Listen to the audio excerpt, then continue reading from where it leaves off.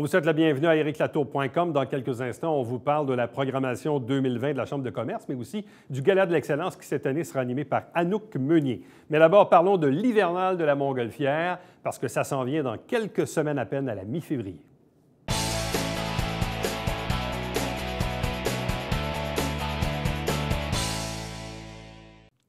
Voilà une belle activité à mettre à vos agendas et c'est tout à fait nouveau, donc c'est une nouvelle activité. On va appeler ça l'hivernal de la Montgolfière et ça va se tenir les 14, 15 et 16 février, principalement dans le Vieux-Saint-Jean, au parc Jerry-Boulet, mais également au centre de plein air urbain Ronald-Beauregard, ce qu'on appelait autrefois l'OTJ dans le quartier Saint-Eugène. Notre invitée pour en parler est Geneviève Côté, elle est coordonnatrice au marketing communication à l'International de Montgolfière. Bonsoir et bienvenue. Merci. Bon, on est habitué, évidemment, depuis plus de 35 ans, d'avoir un festival de Montgolfière l'été au mois d'août. Oui. On sait aussi que l'été dernier, vous avez un peu élargi vos activités, Tout à où on fait. voulait que, pas seulement les 9 jours, mais que l'été au grand complet soit Montgolfière avec une quarantaine de journées thématiques associées au Montgolfière.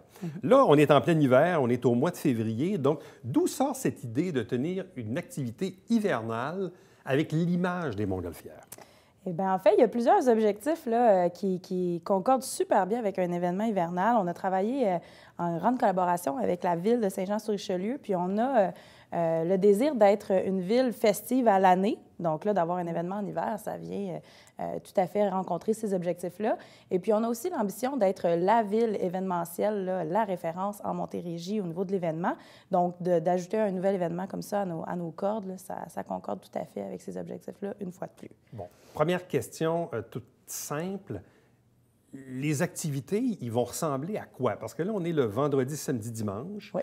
Il y en a dans le jour, il y en a le soir, il y en a au parc Jerry-Boulet, il y en a au centre de plein air Oui. Ronald-Beauregard. Donc, peut-être juste nous démêler un peu dans ce qu'on va avoir comme programmation. Oui.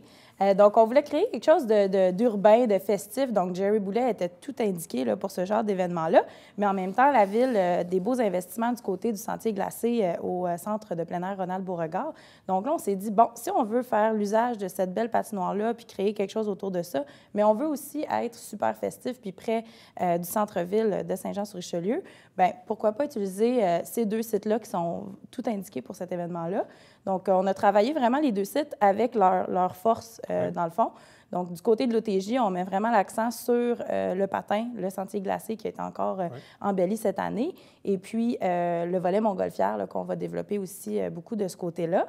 Et puis, du côté de Jerry-Boulet, on va y aller plus festif. Donc, la scène, les DJ et des activités pour tous, là, que ce soit des jeux géants, un surf mécanique, du lancer de la hache, le défi pop que vous avez déjà vu sur le site du festival qui va prendre un autre air parce que faire ça l'été, c'est quelque chose, mais l'hiver, c'est une autre affaire, comme on dit.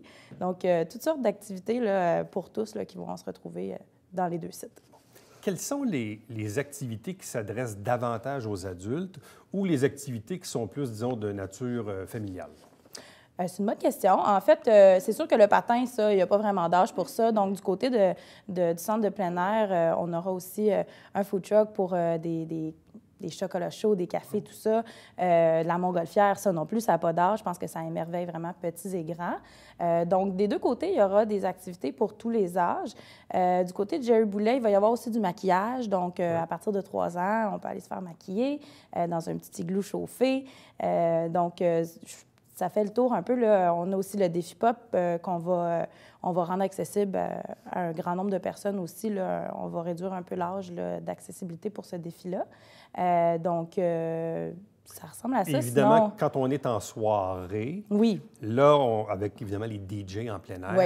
Là, on est plus dans une clientèle peut-être un peu plus... Ben, disons, plus l'heure avance, plus on ça. est dans une clientèle adulte. C'est sûr. Si Bien là, on va avoir là, des DJ, donc de la musique très électro en soirée à partir de 18h30. On a aussi, comme j'ai dit tout à l'heure, le lancer de la hache, le surf mécanique. On va avoir un lounge où on va pouvoir aller se réchauffer, prendre un verre aussi. On va avoir un bar extérieur aussi pour aller dans la continuité là, électro, festivité, tout ça. Donc, voilà. Sinon, on aura des jeux géants aussi. Là, ça, c'est très accessible à la famille au complet. des skis géants, par exemple, ou des choses comme ça, là, un Connect Four. En tout cas, on travaille sur ça dans notre entrepôt en ce moment. Donc, voilà, pour les activités. Là. Et comment s'inscrit la Montgolfière dans tout ça? Parce qu'encore une fois, les gens sont habitués l'été où on a des envolées, le matin dans les parcs de la ville, le soir à partir de l'aéroport, donc matin et soir, pendant 9 jours. Oui. Là, on est en plein hiver, donc il y a moins de restrictions pour voler durant le jour, mais en même temps, le centre-ville n'est pas propice comme site de décollage. Donc, expliquez-nous un peu comment la Montgolfière vient s'inscrire dans ces 3 journées d'activité. Tout à fait. Donc, toi, tu l'as dit, tu connais ça, Éric, la Montgolfière. Oui, ça vole l'hiver. C'est pas tout le monde là, qui est au courant. Donc, oui, on a des conditions qui sont plus favorables. C'est sûr que le centre-ville, bon, c'est pas évident de faire décoller plusieurs Montgolfières de là. Donc, c'est sûr que si en volée amicale il y a, puis qu'on lève les yeux vers le ciel en après-midi et qu'on envoie, ça sera la cerise sur le sundae. Mais ce qui est certain, c'est que si la température le permet, nous, on va s'assurer que le public ait un accès direct à la Montgolfière. Donc, expérience de l'enveloppe, la mini Montgolfière sur place, du vol captif et puis même la grande nouveauté, là, quelque chose qui est super intéressant pour le public, je crois, c'est l'envolée captive. Donc, si la météo le permet, on va offrir gratuitement l'expérience du vol en captif. Donc, on monte et on descend à bord de la Montgolfière qui est attachée et retenue au sol. Donc, ça, on va offrir ça gratuitement là, à tout le monde. Et le captif, il va se tenir à Jerry-Boulet ou au centre de plein air? Il va y avoir des activités montgolfières des deux côtés. Places? Oui, exact. Des deux côtés. Évidemment, encore une fois, c'est si la température le permet. On sait que, oui, il y a peut-être moins de contraintes. Là, on peut voler le jour, on peut tenir un captif le jour en hiver, mais n'en demeure pas moins que s'il y a des précipitations, mais ça peut quand même jouer là-dessus. Là. Ouais. Bon. Pour fréquenter le parc Jerry-Boulet ou le centre de plein air, est-ce qu'il y a un coût d'entrée ou c'est gratuit? Toutes les activités sont gratuites, à l'exception des consommations des gens qui y participent, évidemment, mais toutes les activités sont offertes gratuitement. On va même installer un service de navette entre les deux sites qui va être gratuit. Et en plus de ça, tout le transport en commun dans la ville de Saint-Jean-sur-Richelieu durant ce week-end-là sera offert gratuitement. Donc, c'est une belle fête pour le public. Exact. Donc, gratuit, évidemment, pour les accès et tout ça. Si on y va peut-être plus en détail, parce qu'on parle quand même du vendredi, samedi, dimanche. Exact. Donc, le vendredi, les activités sont principalement le soir? Oui, exact. Le vendredi soir, après le travail, après l'école, on invite les gens à se diriger vers les deux sites d'événements. Donc, à partir de 5 heures, là, de 5 à 10 là, le vendredi soir. Le samedi, on voulait être accessible à tous, donc on ouvre à 1 heure l'après-midi et puis on termine les activités après les DJ à 10 heures le soir. Puis le dimanche, bien, on se doutait bien que les gens auraient des choses à faire en soirée à la maison. Donc, en après-midi, de 1 à 4, c'est un rendez-vous dans les deux sites. Bon, évidemment, c'est une activité en plein air. On a des drôles d'hiver depuis quelques années déjà, avec parfois des moins 20 quand il ne faut pas et parfois des plus 10 quand il ne faut pas non plus. On l'a vu même là, dans les derniers jours. Donc ça, c'est pour des organisateurs, il faut composer un peu avec ça. Mais sinon, si la météo est favorable, quelles sont vos attentes? Pensez-vous avoir 10 000, 20 000, 25 000 spectateurs? C'est quoi le potentiel de... Et c'est nouveau, là. Dans le fond, on n'a pas de référence, là. On ne sait pas trop, mais c'est quoi vos attentes par rapport à ça? C'est difficile. Au début, on ne savait pas trop. On était, je ne dirais pas inquiets, mais on se disait, on ne sait pas comment ça va réagir, les gens, face à cette offre-là. Puis finalement, la semaine passée, quand on l'a annoncé sur nos réseaux sociaux, la réponse a été extraordinaire. On est vraiment très heureux, très contents, puis on est très confiants d'avoir un achalandage assez intéressant, comme tu dis, évidemment, si la météo est du rendez-vous, là.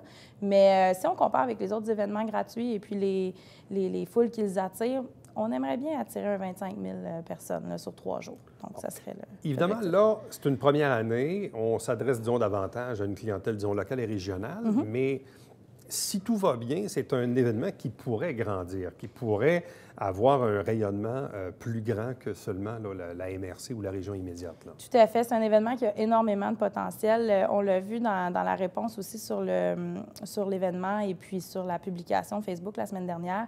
Les gens, ils sont prêts à se déplacer pour des DJ et encore plus, ils sont offerts gratuitement. Donc, oui, tout à fait, ce projet-là a énormément de potentiel. Ouais. Bon. Et puis là, je fais un saut de crapaud, mais quand même, vous avez procédé à une annonce quand même assez majeure, assez importante il y a quelques jours. Évidemment, on est toujours un peu dans l'attente de savoir qui seront les principales têtes d'affiche pour la prochaine édition du Festival de Montgolfière au mois d'août prochain. Mais là, vous nous annoncez dès le départ l'arrivée de Bryan Adams pour le samedi 15 août. Exact, oui. C'est un gros coup. Oui, on est vraiment contents. Je pense qu'on sentait vraiment la fébrilité aussi au bureau là, quand on l'a annoncé. Là, on est très fiers, puis on est super contents aussi là, de la réponse des gens. Ça fait plusieurs années que les Joannais nous demandent, et les festivaliers en général nous demandent de la pointure telle que Bryan Adams. Fait qu'on est très, très, très contents de pouvoir annoncer ça là, pour 2020. Comment ça fonctionne au niveau de la billetterie? Parce qu'au moment où vous l'avez annoncé, vous avez dit, écoutez, bien, les billets vont être en vente à partir de telle date. Là, les gens se sont dit, OK, mais en quoi c'est différent des autres années? C'est-à-dire que si moi, je suis détenteur d'un passeport 9 jours, ça couvre mon Bryan Adams. Tout à fait. Tout à fait. Il y a eu un petit peu d'inquiétude, là, puis c'est tout à fait normal. Il n'y a pas de surplus parce que c'est Bryan Adams si j'ai un passeport. Là. Pas du tout. Nous, on se fait une promesse, vous achetez un passeport, c'est 9 jours, et puis ça vous donne accès là, aux 9 jours, incluant les 9 soirs de spectacle. Donc, oui, c'est une très bonne affaire, là, le passeport. Ça revient super avantageux. Donc, oui, pas d'inquiétude à ce niveau-là. Le passeport inclut Bryan Adams. Est-ce que la tarification... Bien, je pense que de mémoire, la tarification a toujours été différente entre un soir de semaine ou un soir de fin de semaine. En fait, on faisait une distinction entre le samedi où on avait des budgets spectacles vraiment spécifiques au samedi. Donc, on a toujours eu une différence tarifaire entre le samedi et le reste de la semaine. Là, c'est sûr qu'il y a une particularité pour Bryan parce que, clairement, c'est une autre envergure. Une autre fourchette de prix. Oui, exact, au niveau du spectacle. Donc, oui, on est super content de pouvoir l'offrir, mais c'est sûr que ça vient avec un coût aussi, là. Mais en même temps, je regardais dans la publicité, si on fait une comparaison assez rapide, pour le samedi, je pense que le billet unitaire est à 60 $. Pour un adulte, exact. Pour un adulte. Mais le passeport est à quoi? 72? Présentement, le passeport pour un adulte, 9 jours, donc sans manège, sans stationnement, juste l'accès au site. On parle de 75 $ pour les 9 jours, incluant Bryan Adams. Donc, pour 15 $ supplémentaires, on a les 8 autres soirs de spectacle. Ouais. Et c'est pour ça que c'est avantageux d'acheter le passeport, parce que même, justement, est-ce qu'on peut encore ajouter, quelqu'un qui veut peut ajouter le stationnement et les manèges? Pour l'instant, il nous reste encore quelques passeports intégrés, donc encore une fois, qui donnent accès au manège de Beauce-Carnaval pour... C'est pas cher, non, c'est vraiment pas cher. Donc, ça donne accès au manège pour enfants et adultes. Et puis, pour l'adulte, on ajoute à ça le stationnement. En ce moment, ça se vend 100 $ plus taxes. Et ça inclut, encore une fois, le spectacle de Bryan. Mais clairement, quand on regarde la différence de prix entre, disons, le samedi avec Bryan Adams ou le passeport tout court, ça vaut peut-être la peine d'acheter le passeport et revenir peut-être un 2, un 3e, un 4e soir durant la semaine. Là. Oui, c'est sûr. Et là, les billets sont en vente en ce moment. Là. Exact, oui. La vente a commencé vendredi passé à midi et puis se poursuit là. Geneviève Côté, merci beaucoup. Donc, Bryan Adams, ça, c'est samedi le 15 août, mais tout juste avant, le 14, 15, 16 février, la première édition de l'hivernale de la Montgolfière, donc qui va se tenir à la fois au Parc Géry-Boulet dans le Vieux-Saint-Jean, de même qu'au Centre de plein air Ronald Beauregard. Merci beaucoup. Merci. Restez avec nous puisqu'au retour, on vous parle de la programmation 2020 de la Chambre de commerce et de l'industrie du Haut-Richelieu et notamment le Gala de l'excellence.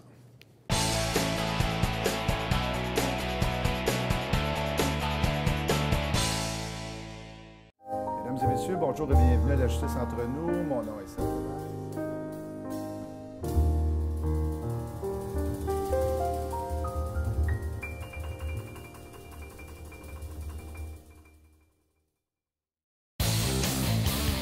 Salut, ici Alexandre Baudouin. Et François Trépanier. François, cette semaine à Sport Express, on parle du projet de retour de la Ligue nord-américaine. Oui, avec le commissaire Renaud Lefort et le promoteur Vincent Vallière qui sont avec nous. Manquez pas ça.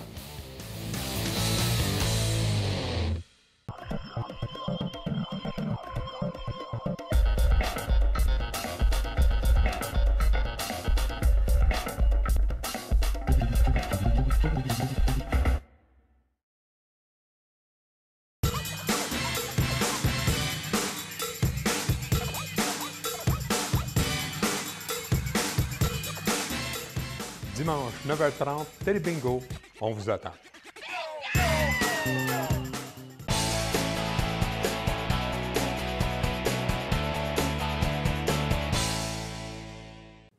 Parlons du dévoilement de la programmation 2020 de la Chambre de commerce et de l'industrie du Haut-Richelieu avec son directeur général Michel Milot. Bonsoir et bienvenue. Bonsoir.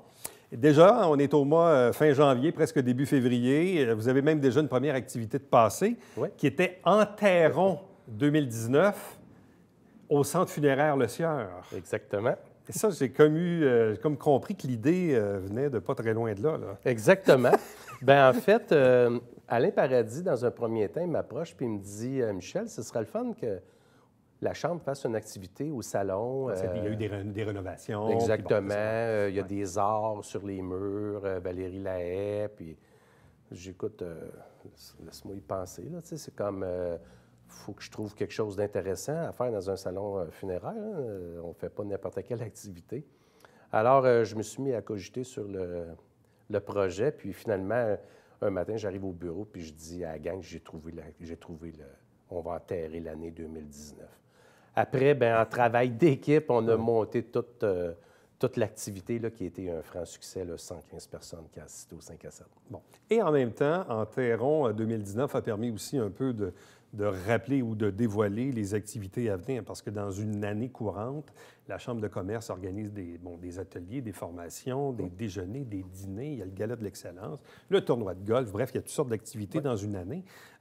Et quelles sont les principales activités, disons, à venir là, dans les prochaines semaines? Là, nous avons le 3 février, Jean-Philippe Lavoie, un des cofondateurs de Barbecue Québec, cette entreprise-là qui a été nommée Canadian, je ne me souviens pas le titre exactement, 586 d'augmentation. Donc, c'est un beau résultat. On trouve le produit un petit peu partout, dont chez Norac, ici, à Saint-Jean. Ensuite de ça, le 24 février, on a le ministre Pierre Fitzgibbon, le ministre de l'Innovation et de l'Économie, qui va être de passage à Saint-Jean, à la Chambre de commerce, pour un dîner grande rencontre des jardins. Et puis, nous avons le 8 avril, Geneviève Evrel, un 6 à 8 qu'on a dû déplacer, mais en principe, il était pour la période de l'entrepreneuriat au féminin. Donc, ça s'adresse à tout le monde, mais... On parle ici de Mme Souchy. Madame Souchy. Miss Souchy. Alors, ça va être un 6 à 8 conférences et dégustations. Et puis, naturellement, on a notre gala de l'excellence le 17 avril à la Corporation du Fort Saint-Jean. Et là, cette année, changement de thématique ou changement d'animatrice. Bon, vous avez eu Mélanie Ménard pendant 3 ans consécutives. Et donc là, on sentait donc cette volonté de vouloir peut-être aller ailleurs ou de changer un peu. Donc, qui sera la personne qui aura l'honneur d'animer ce gala? Bien, en fait, dans un premier temps, on avait décidé de travailler avec Mélanie une 3e année parce qu'on était tous nouveaux à la Chambre. Et puis, on ne voulait pas s'embarquer dans un dossier aussi exigeant. Donc, cette année, on a fait le grand saut. Et puis, la personne qui va animer le gala, c'est Anouk Meunier, très connue dans Saint-Jean, porte-parole pour NutriFrance et le Festival de Montgolfière. Donc, pour elle, elle avait beaucoup d'intérêt à venir animer ce gala. Et puis, nous, on était contents aussi de travailler avec elle. Donc, vendredi 17 avril, donc le 56e Exactement, gala de l'excellence, toujours au Collège militaire. Oui. Et là, on est aussi, donc, pour vous, dans les appels de candidature, parce que, bon, pour avoir un gala, encore faut-il avoir des entreprises qui s'inscrivent. Oui. Et là, la date ultime, c'est le 21 février. 21 février, 23h59. C'est très important parce que l'an passé, on a dû refuser de très belles entreprises qui ont déposé après 23h59. Ah oui. Oui, malheureusement, puis, tu sais, c'est des belles entreprises, donc c'est important de respecter le délai là, du 21 février. Parce qu'en gros, il y a quoi? 7, 8 catégories à peu près? 14 catégories. C'est 14 catégories? 14 catégories. Et puis, dans ces 14-là, il y a environ 4 catégories qui peuvent être scindées en 2, dépendamment du nombre d'entreprises qui appliquent. On le scinde à 10 employés, 15 à plus, et 15 employés et moins et plus. Ça peut être 10. On s'ajuste avec les candidatures qui sont déposées. Il n'y a pas de changement cette année dans les catégories?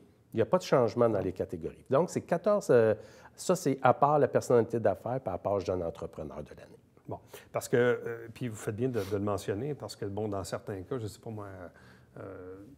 il faut comparer des pommes avec des pommes. Donc, c'est difficile de comparer une PME qui a 12 employés avec une entreprise qui en compte 152. Exactement. C'est ça l'affaire, dans le fond. Oui, c'est ça. C'est pour ça qu'on essaie de partager ça équitablement pour que chacun ait toutes les chances de leur côté de gagner. Bon. L'an passé, de mémoire, sur les 14 catégories, il y avait quoi? 50, 60 entreprises au total, je pense qu'il y avait... 63 entreprises qui étaient en nomination. En nomination? Oui. Parce qu'on s'entendait que vous aviez quoi? Un maximum de... 4 entreprises. 4 entreprises par catégorie qui étaient nominées. Donc, dans certains cas, vous aviez même reçu plus de candidatures que 4. Malheureusement, on a dû ne pas garder des entreprises qui avaient des... Qu'est-ce que ça exige de poser sa candidature? Pour quelqu'un qui nous regarde, qui dit « Ouais, il faudrait peut-être que je m'essaye cette année, il me reste encore peut-être 2-3 semaines pour déposer mon cahier de candidature. » Qu'est-ce que ça exige? Bien, en fait, tu dois remplir ton cahier qui va présenter ton entreprise, 4-5 pages. Tu peux introduire des photos. Ce n'est pas tellement exigeant comme demande. Et puis, tu vas avoir une entrevue de 10 minutes avec un jury, un pitch de vente, si je peux me permettre comme ça, de vendre ton entreprise. Après le 10 minutes, tu as un 5 minutes de questions que le jury vont te poser. 50 de la note et le cahier et un autre 50 sur l'entrevue. C'est l'entrevue. Oui, exactement. Donc, c'est important, donc, dans les deux cas, d'avoir un bon cahier de présentation, oui, mais aussi de se préparer à bien performer à l'occasion de l'entrevue avec le jury. Exactement. Parce qu'il n'y a pas beaucoup de chambres de commerce qui fonctionnent comme ça. La majorité, c'est encore, on étudie le cahier et on s'arrête là. Mais dans votre cas, à vous sentez que c'est important de passer les gens en entrevue? Oui, parce qu'il y en a qui sont moins bons à l'écriture, à la présentation sur papier, puis qui sont des très bons vendeurs, puis ils vont bien vendre leur entreprise, et ça peut être le contraire aussi. C'est pour ça que cette année, l'année passée, c'était 25 le cahier, 75 l'entrevue. Cette année, le comité gala, on a décidé de mettre ça 50-50 pour donner des chances à tout le monde. Bon. Donc, le gala, donc, on le redit, là, c'est le vendredi 17 avril avec Anouk Meunier comme une nouvelle animatrice et jusqu'au 21 février pour déposer vos cahiers de candidature. Bon, une fois le gala passé, on se retrouve quelque part au mois de mai où vous aurez une jeune retraitée du monde du tennis. Oui, on a la chance de recevoir Alexandra Wozniak qui va être à Saint-Jean au mois de mai. La date m'échappe. Le 27, mercredi le 27. Merci pour beaucoup. parler en gros de persévérance. Oui, persévérance au sport et en plus de l'après-carrière. Après le sport, là, la transition entre le sport et le travail. Là. Parce qu'il y a beaucoup de choses dans le monde du sport qui peuvent, dans le fond, comment je dirais, mais disons, qui peuvent ressembler au monde des affaires. Parce que quand on regarde la performance d'un athlète qui a une passion, une mission, bref, il y a beaucoup de choses qui se passent dans le monde du sport qui peuvent ressembler au monde des affaires. Oui, parce que, tu sais, les athlètes, ils ont le contrat, ils négocient avec les agents, puis, tu sais, il y a un travail d'échange puis d'entrepreneuriat, mais un coup que ta carrière est terminée puis que aujourd'hui, tu finis de faire ton sport, je vais faire quoi demain? C'est pas tous les athlètes qui sont préparés à ce changement-là. Bon. Et là, tranquillement, pas vite, on approche de l'été avec votre traditionnel tournoi de golf pour le jeudi 18 juin. Donc ça, c'est comme une activité, évidemment, qui revient année après année. Ça fait partie un peu des meubles. Ça fait partie des meubles. Cette année, on le fait au Club de golf Saint-Jean, sur la rue Jacques-Cartier. On a une nouveauté. Cette année, on va avoir 2 prix. On fait tirer 2 prix. Un crédit voyage de 2000 $ et un autre crédit voyage de 1000 $ à ceux qui vont s'inscrire pour jouer notre tournoi de golf. Bon. Et après ça, donc, dans l'été, s'il n'y a pas d'ouragan, bien sûr, donc jeudi le 16 juillet, la fête urbaine de l'aile jeunesse. On se rappellera qu'on avait tenu ça à côté du steak frit de Saint-Paul sur Séminaire. Et malheureusement, l'été passé, il y avait des conditions météo qui n'étaient pas très favorables. Bien, c'était orageux. Ouais. Et puis, on n'avait pas fait la demande de permis pour une journée avant, une journée après. On avait fait pour la date spécifique, ce qu'on va corriger cette année. Fait que s'ils annoncent des orages une journée, bien, nos permis, parce qu'on a Transport Canada et on a les permis de boissons, etc., nos permis vont être valides pour 3 jours. Là, on va pouvoir déplacer. Ça va vous donner une marge de manœuvre, parce que là, finalement, vous avez fait l'activité quelque part au mois de septembre, je pense. Au mois de septembre, puis rendu à 8 heures. C'était plus frais un peu. C'est un petit peu plus frais. C'était un peu plus frais. Et d'ailleurs, l'aile jeunesse a profité là, de l'événement chez Le Sieur pour annoncer une nouvelle image corporative, donc un nouveau logo en soi. Oui. L'aile jeunesse, ils ont fait une planification stratégique. Et dans la planification stratégique, c'était de revamper, de mettre le logo au goût du jour pour des jeunes. Donc, ils sont allés de l'avant puis ont dévoilé leur nouveau logo. Fait que c'est un beau logo, ils sont très fiers et nous aussi, on est très fiers. Bon, dernière question. Comment se porte la Chambre de commerce? Parce qu'une chambre de commerce, évidemment, ça prend des membres qui sont actifs, qui vont faire du bénévolat, qui vont s'occuper des différents comités, une permanence également. Bref, quelle est la santé actuelle de la Chambre de commerce? La santé est très bonne. La santé est excellente de la Chambre. on a un bon conseil d'administration, on a des gens participatifs. On a beaucoup de sous-comités, comités industriels, comités de développement durable, comités agricoles. On a plein de comités, puis ces comités-là sont viables. Donc, ça va super bien. 70 activités qui nous permettent de renflouer un petit peu les coffres et puis de réussir à livrer une qualité d'activité, puis de travailler avec nos membres, parce que c'est pas juste de faire des activités, mais c'est de prendre position, livrer des messages aux instances gouvernementaux, aux municipales. Les prises de position. Prises de position, etc. Puis, naturellement, on est très impliqué dans le soyer local qui... Tout à fait. Et on parle de quoi? 600-700 membres à peu près? On est là encore là-dedans? On est dans 600 membres, effectivement. 600 membres? Oui. Oui. Michel Milot, merci beaucoup. Merci. Donc, si vous désirez bien sûr avoir de l'information sur les différentes activités tout au cours de l'année, ccihr.ca. Merci. Merci à vous. Restez avec nous puisqu'au retour, on vous présente notre Babillard quotidien.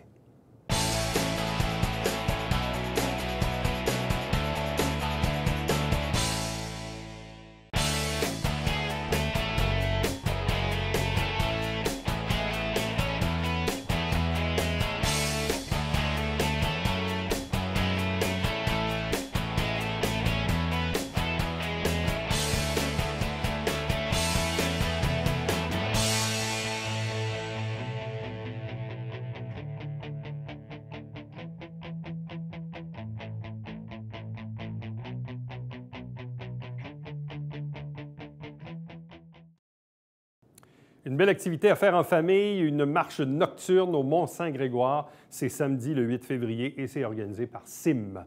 Si vous désirez bien sûr voir des extraits des travaux du Conseil de ville, l'émission s'appelle Saint-Jean-sur-Richelieu. Si vous la manquez, l'émission se retrouve également sur notre site Internet à www.tvhr9.com. À demain.